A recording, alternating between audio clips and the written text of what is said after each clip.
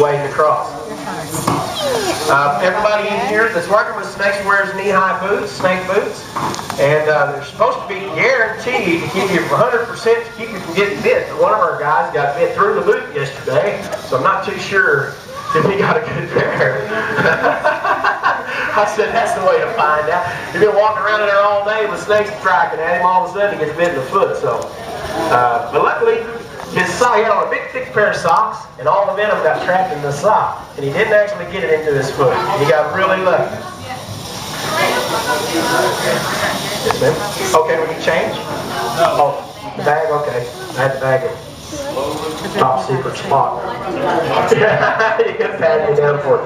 Now, folks, everything in here for sale is for sale on these snakes, and it's all relatively cheap. It's a good souvenir. These hides are really easy to tan out. We give you an instruction thing here where you can just get some glycerol and some water and mix it together in about 4 days. These will be soft like leather that you make the skin, these scales won't fall off.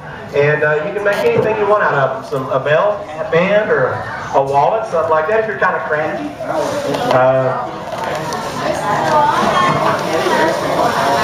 Yeah, or you can just get a rattles. If you like any of these rattles, we sell them. Determined on the size and how good they are. If the tip of them broke off or something, they're a little bit cheaper.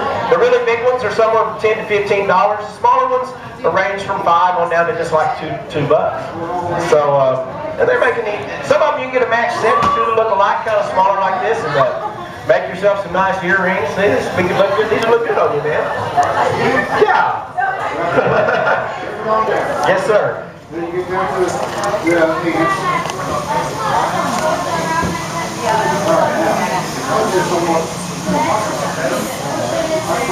Yeah.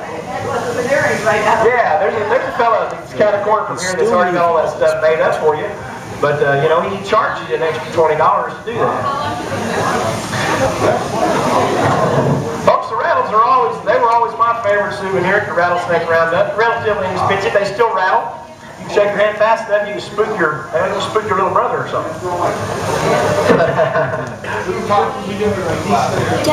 The Eastern and the Western Diamondback, there's no really difference in them other than they look a little different. The Easterns are a little bit bigger around. Usually they can be bigger. They can be up to maybe 8 feet long. The Diamonds are shaped a little bit bolder. It's a really beautiful snake. There are some in the other pit over here, and they can show.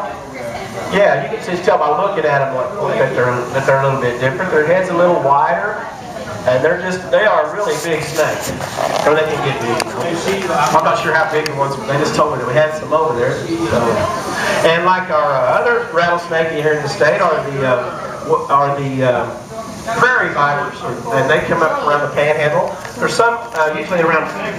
Well, you find them a lot of times around prairie dog towns and things out around in the Panhandle. I went to school out there. We would wander around. I brought in 60 of them one year, and they were relatively easy to catch.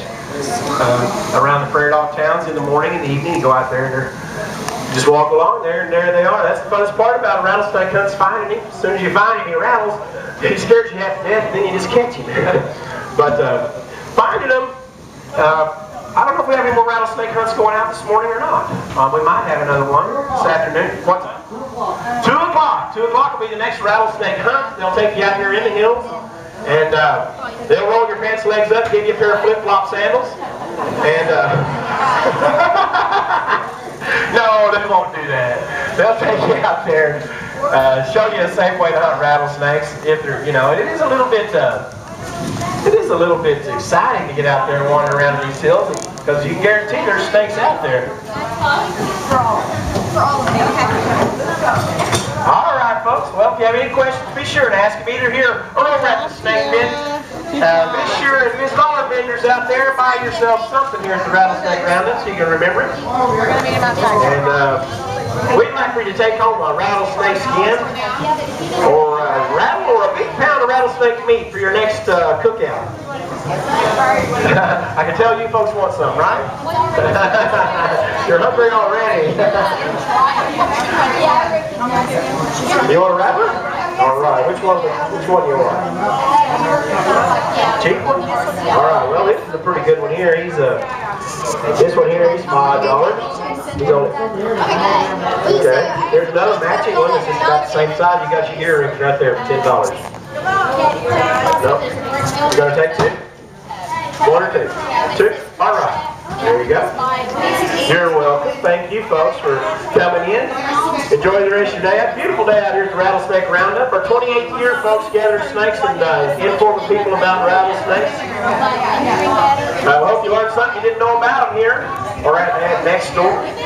The main thing to know about them is that kids, if you run across one, don't pick it up. Stay away from it and notify somebody that there's a rattlesnake in the area. And the next thing you need to do is don't go over there and just chop his head off. They serve a vital purpose. You don't have to pick up a hoe and just hack him to death, ma'am, as soon as you see him. Call somebody and get him come over there and they'll pick him up and they'll take him back out in the wild where he needs to be, where he can kill some rats. And why keep us having rats and varmints running around all over the place? That's what these things do anyway, folks, is they serve a purpose in nature. And it's not just to scare us.